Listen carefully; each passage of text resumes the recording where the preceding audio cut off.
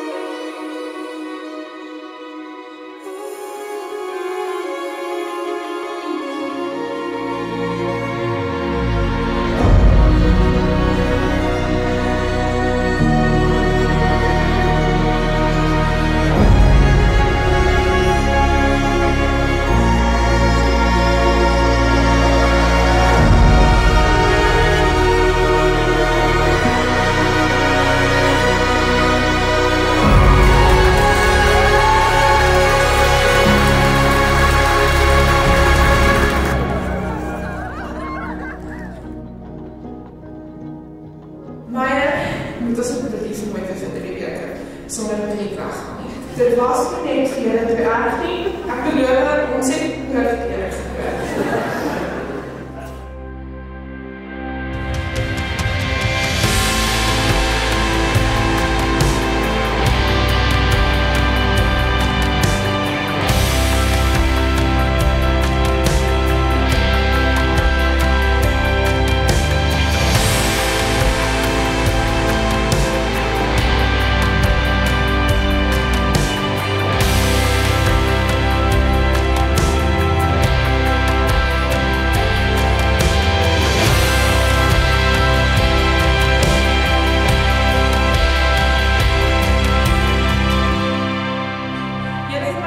Is dat liefde nie net bestaan in die mooi oomblikke nie, maar dat dit ophou en wil is om mekaar eerste te staan, te verstaan en mekaar elke dag te ken.